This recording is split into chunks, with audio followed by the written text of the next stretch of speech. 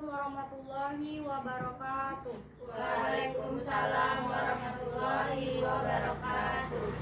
Untuk memulai pelajaran pada hari ini, mari kita berdoa terlebih dahulu. Ketua kelasnya tolong dipimpin doanya ya. Berdoa mulai.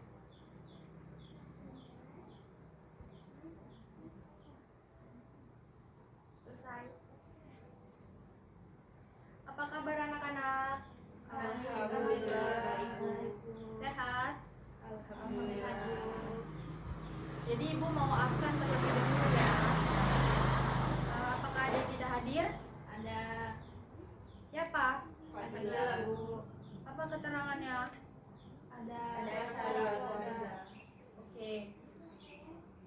Aulia Rizky Amalia. Hadir. Aulia Rizky Amalia. Hadir. Haya Jauza Hanif. Novia Greseva. Hadir. Hadir. Oke. Sebelum kita masuk ke pelajaran, Ibu mau ngasih game dulu biar kita makin semangat ya. Jadi gini, dengerin Ibu gamenya. Kalau misalnya Ibu suruh pegang, semuanya ngeliat ke Ibu. Kalau misalnya Ibu suruh pegang mata ya. Siap? Ya. Nah, oke. Pegang mata. Oke. Pegang mulut. Oke. Sekali lagi. Pegang alis. Oke. Jadi beneran udah siap kan ya belajar?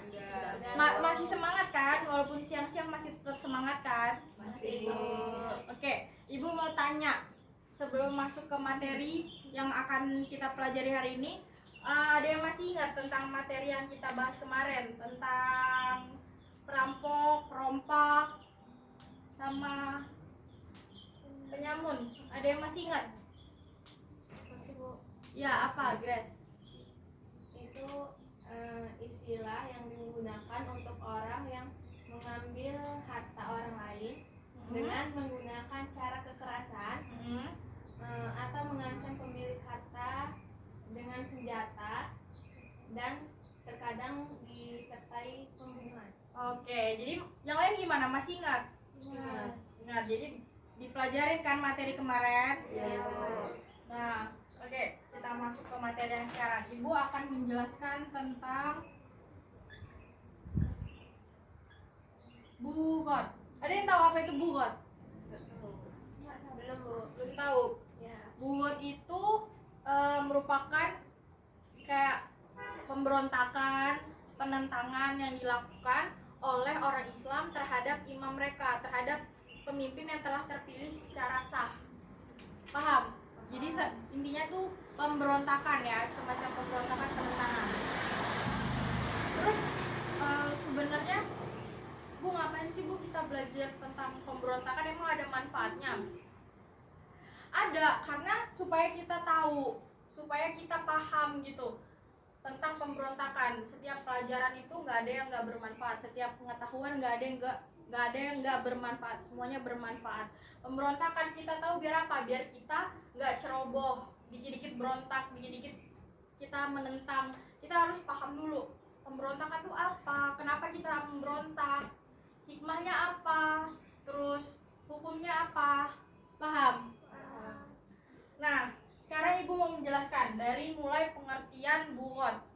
Bugot itu secara bahasa dia merupakan bentuk jamak dari isim fi'il baghi yang artinya mencari.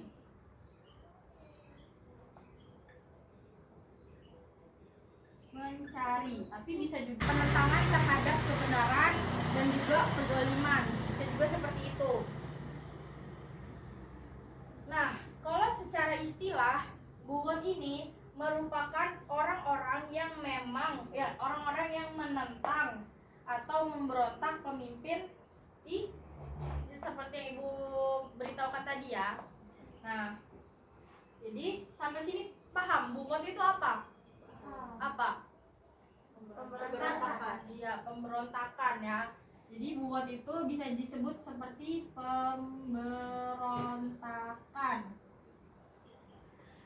Ada nggak karakteristik orang-orang yang bugot? Ada. Orang-orang yang bugot itu karakteristiknya yang pertama, dia memiliki kekuatan. Kekuatan yang dia miliki itu bukan kekuatan udara, air, bukan yang kayak di TV-TV ya. Kekuatan bukan avatar. Jadi kekuatan yang dia miliki itu seperti dia memiliki senjata. Dengan memiliki senjata tuh dia merasa dia bisa gitu melawan, dia kuat gitu untuk melawan ancaman-ancaman. Terus yang kedua, dia memiliki takwil. Ada yang tahu takwil? Alasan. Dia memiliki alasan kenapa mereka melakukan pemberontakan. Terus yang ketiga, mereka memiliki pengikut. Jadi mereka mikirnya gini, saya punya pengikut sendiri yang setia, ngapain saya harus ngikutin orang yang gak saya suka gitu. Terus yang terakhir, memiliki imam yang ditaati. Jadi imam yang dia taati ini tidak menjadi pemimpin, sehingga dia mungkin merasa imam yang saya taatin ini gak jadi ini bukan pemimpin saya, jadi ngapain saya harus patuh terhadap pemimpin saya gitu. Itu karakteristik orang yang bugot ya, memiliki kekuatan, memiliki alasan, memiliki pengikut dan imam yang imam yang ditaati, oke. Terus tindakan hukum terhadap bugot. Nah, para bugot itu harus diusahakan sedemikian rupa untuk kembali ke jalan yang benar, dengan cara misalnya kita menasehati dengan tutur kata yang halus. Kalau tidak bisa dinasehati dengan tutur kata yang halus, dinasehati dengan tutur kata yang lebih tegas. Kalau masih nggak bisa juga lebih tegas lagi, seperti itu ya. Selanjutnya, status hukum bugot itu dijelaskan dalam Al-Quran surat Al-Hujurat ayat 4 yang bunyinya wa yang ta'ifatani minal mu'minina qatatalu fa aslihu. Artinya, dan kalau ada dua golongan dari mereka yang beriman, hendaklah damaikan antara keduanya. Jadi jika di antara dua orang beriman ini ada yang berselisih, ada baiknya kita mendamaikan mereka, bukan malah kita makin memecah belah. Oh, saya lebih suka yang ini, saya pro ke yang ini aja deh. Atau saya lebih suka sama yang ini, saya pro ke yang ini aja deh. Nggak boleh seperti itu, karena kita sesama Islam harus saling berdamai, jangan saling bermusuhan. Karena dalam Islam 3 hari tidak bertegur sapa, ya berdosa. Oke, yang selanjutnya ada yang hikmah pencegahan bugot. Apa hikmahnya kalau kita mencegah pemberontakan, mencegah bugot? Hikmahnya adalah pertama, itu menunjukkan bahwa Islam merupakan agama yang damai, rukun gitu loh. Jadi nggak ada perpecahan gitu. Yang kedua, kezaliman, kecurangan, itu ketidakadilan bisa teratasi. Oke. Yang ketiga, itu tercipta kehidupan yang aman. Jadi kalau kita saling rukun, kita merasa aman kan, nggak ada yang perang sana sini gitu. Yang terakhir, menumbuhkan sikap mengutamakan kebenaran, kebaikan, dan membatasi kemaksiatan. Oke, jadi itu merupakan hikmah dari pencegahan bugot. Sampai di sini ada yang ingin bertanya? Ya. Bagaimana jikalau ada pemimpin yang bodoh dan tidak mau mengikuti ajaran Rasulullah? Oke. Jadi ibu mau jawab pertanyaan Kika ya. Gimana kalau ada yang pemimpin yang bodoh dan tidak mau mengikuti ajaran Rasulullah? Jadi ibu mau ceritakan kisah di zaman dahulu, ada sahabat Rasulullah bertanya kepada Rasulullah, bagaimana ya Rasul jika nanti saya mendapati pemimpin yang bodoh? Rasulullah pun menjawab, suatu saat akan ada pemimpin yang bodoh yang tidak mengikuti petunjuk dari saya, tidak mengikuti sunnah-sunnah dari saya di zaman nanti, kata Rasulullah. Nah, itu menurut pendapat Rasulullah, jawaban Rasulullah, jangan kalian memberontak selagi pemimpin itu masih membolehkan kalian sholat, atau masih berada di tengah-tengah kalian saat sholat gitu. Dia masih mengizinkan azan berkumandang di mana-mana. Yang penting kalian masih bisa sholat, melaksanakan kewajiban kalian, itu seperti itu tidak apa-apa. Masalah ya Bu? Iya, nggak masalah. Yang penting kita masih bisa mendirikan sholat, karena sholat kan tiang agama. Kalau sampai kita udah nggak boleh sholat, nggak boleh berpuasa, agama Islam dikesampingkan, baru itu kita Berontak. mengeluarkan suara kita gitu loh. Kenapa begini gitu? Ada lagi yang ingin bertanya? Ya, Jozanin. Gimana jika pelaku buhot terus-terusan memberontak Ya. walaupun sudah diingatkan dan dinasehati berkali-kali? Oke. Gue akan menjawab pertanyaan dari Hanin.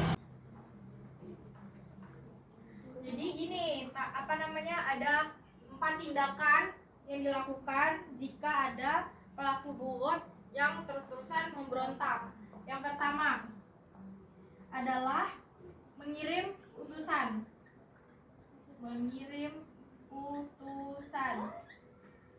Nah, apa gunanya mengirim utusan? Untuk mengetahui apa penyebabnya dari orang-orang buhot itu dia memberontak. Jadi kita mengirim utusan yang pertama. Nah, yang kedua adalah menasehati dan mengajak mereka untuk kembali ke imam yang benar, imam yang terpilih secara sah. Gitu kita nasihati nih. Kita ajak mereka. Pak, gimana Nin? Ya, paham. Terus yang ketiga, kita beri ultimatum. Iya, jadi kita beri ultimatum atau ancaman. Ancaman kalau misalnya mereka masih nih, udah kita kirim utusan, kita nasihatin, dia masih nggak mau, kita kasih ultimatum, kita kasih ancaman. Kalau dia nggak bisa dibilangin. Terus yang terakhir, memerangi.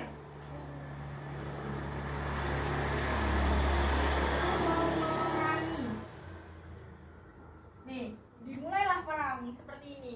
Jadi kita udah ngirim utusan, kita udah menasehati, kita udah beri ultimatum, kita kasih ultimatum kalau misalnya kamu nggak mau dengerin kita adakan perang. Dia masih nggak mau denger, dia mengulur-ulur waktu dengan mengulur waktu yang tidak berguna. Makanya solusi terakhir adalah memerangi. Kita perangi. Perangnya itu bukan mau melihat mana yang pihak saya yang benar, kamu harus kalah, bukan kayak gitu. Perangi itu buat ngasih dia pelajaran gitu. Paham Anin? Paham. Jadi sampai di sini materi yang Ibu sampaikan tentang buhot, apakah sudah paham? Ada yang ingin ditanyakan lagi? Cukup. Oke, kalau cukup Ibu kasih tugas diskusi, tugas kelompok. Jadi tugasnya gini, kalian cari contoh pemberontakan di di Indonesia nih. Contoh pemberontakan di Indonesia dan penyebabnya itu apa? Ya, mulai kerjakan. Ibu kasih waktu 2 menit. Harus cepat.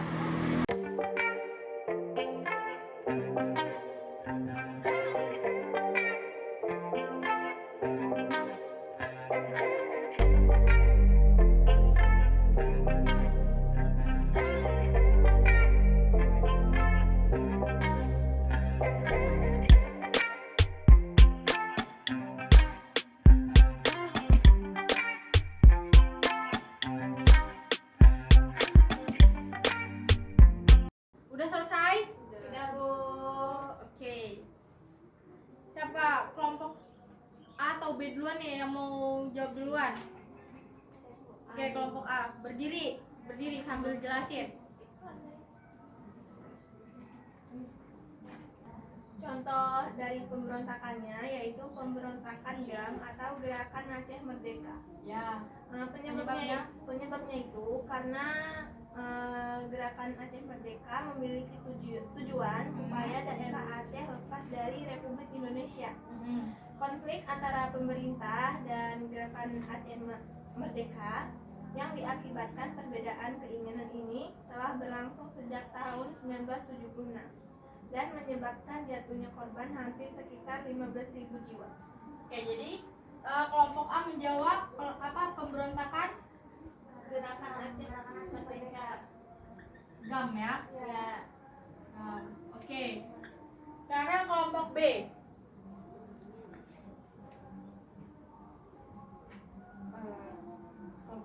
Pemberontakan DI dan TII. Oke. DI itu Darul Islam dan TII itu Tentara Islam Indonesia. Ya. Dibentuk karena banyak pihak yang kecewa atas kepemimpinan Presiden Soekarno. Tujuan DI dan TII adalah mendirikan negara berbasis Islam dengan pimpinan utamanya bernama Kartosuwiryo. Oke. Jadi yang kelompok B adalah pemberontakan DI TII. Jadi kalian sudah paham kan kenapa ada pemberontakan kelompok B? Tadi jawabannya apa? Bu di sini. Oh ya, maaf, kelompok A. Sorry.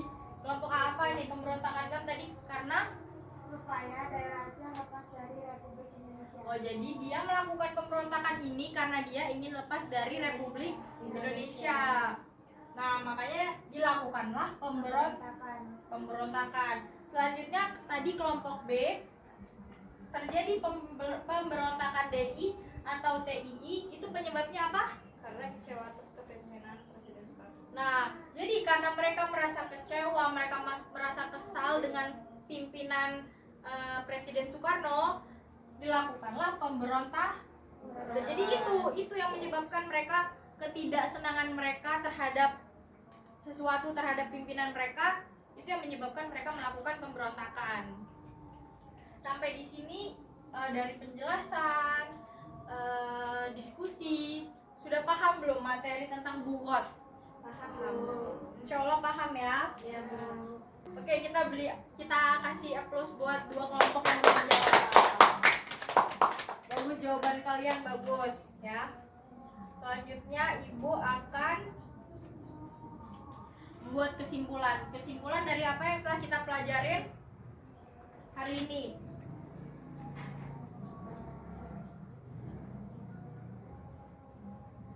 Nah, jadi apakah bugot itu? Bugot ini adalah pemberontakan orang-orang Islam terhadap imam atau pemerintahan yang telah terpilih secara sah dengan cara tidak mau mentaati, terus mereka ingin melepaskan diri atau menolak kewajiban dengan memiliki kekuatan, argumen, dan pemimpin. Itu alasan mereka menolak kewajiban.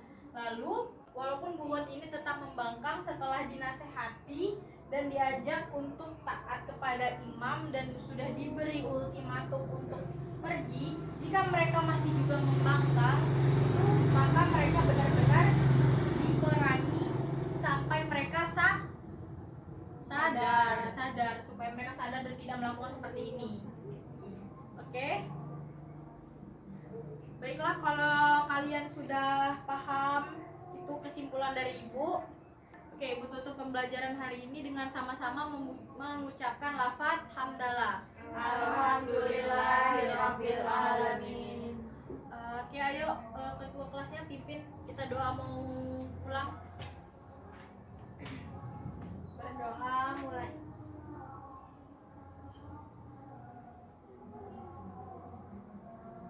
Selesai. Oke. Wassalamualaikum warahmatullahi wabarakatuh. Waalaikumsalam warahmatullahi